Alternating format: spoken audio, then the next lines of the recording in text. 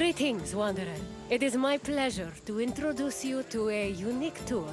One that won't take you to impressive landmarks or famous battle sites, but through a typical Athenian home.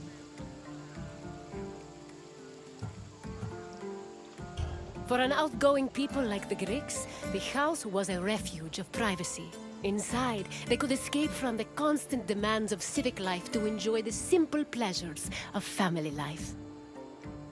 Look for me when you are done, and we can discuss the things you've seen. Farewell for now.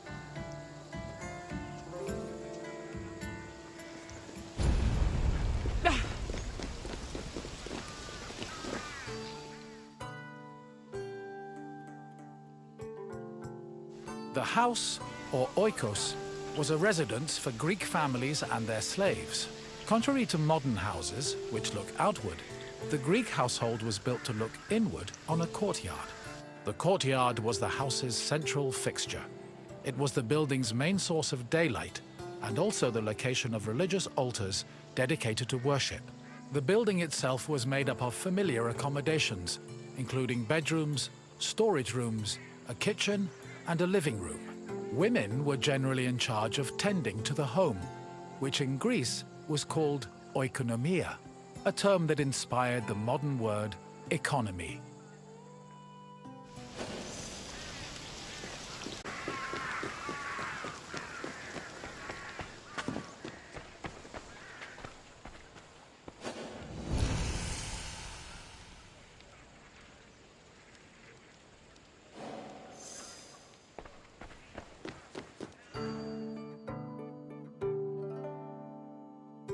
A pasta was a corridor that connected a house's courtyard to its residential section. Archaeological evidence from the city of Olynthos reveals that pastas were added to Greek home design in the 5th century BCE.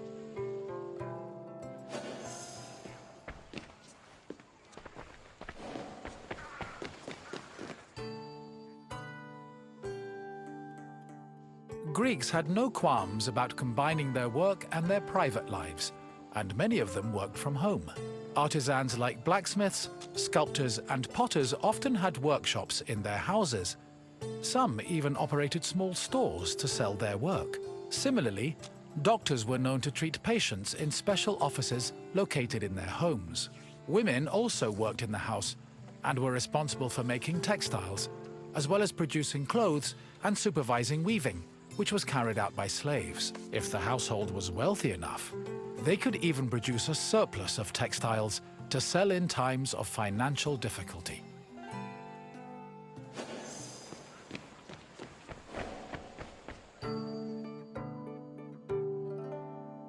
The inner courtyard was the nexus of the house. Functionally, it allowed air to circulate and also provided access to most of the rooms. It also sometimes housed a well or a cistern that collected rainwater. In the center of the courtyard was an altar to Zeus Hercules, who served as the protector of the household. Women would often use the space to sew and cook, while children used it as a play area. Furthermore, if the family had pets or animals, the courtyard was where they were allowed to run free.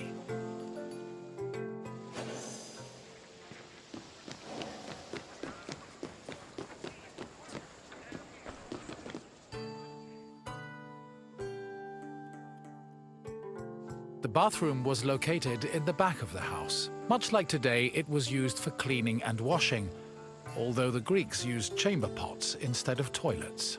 Most bathrooms had a luterion that could be filled with water for washing. Mirrors, razors, strigils, and sponges could also be found in the bathroom, along with small vases called arebaloi, which were usually filled with perfume or oil.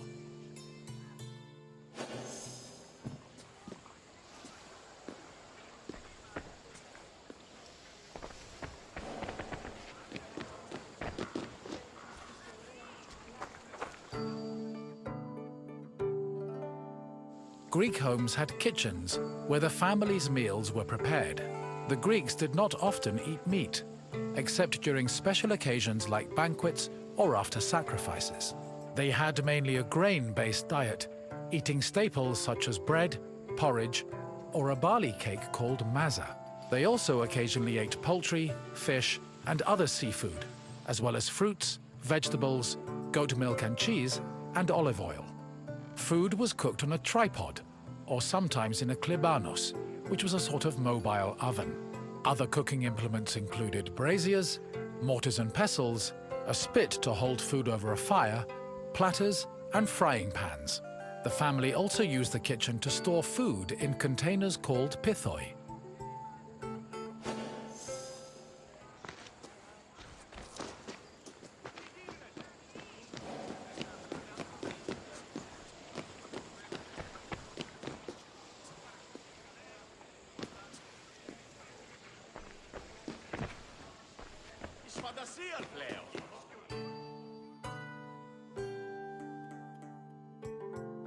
Symposia were major social institutions in Greece. They were drinking parties held exclusively for men. The party took place in the men's section of the house, the andron, where residents and guests reclined on special couches called klinai.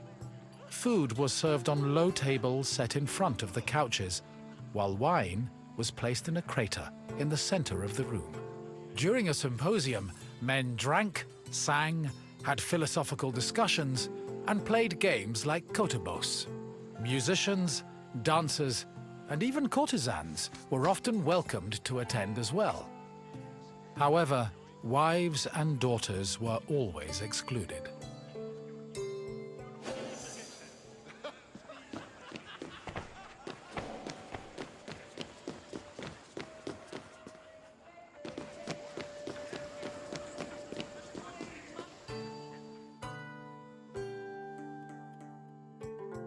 The Pyrgos, or upper stories, was the women's quarter of the house, where they could pursue their activities and observe the city without being seen themselves.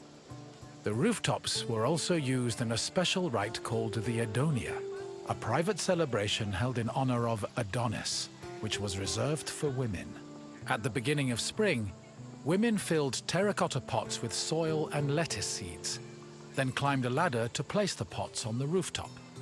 These pots served as the women's very own Gardens of Adonis.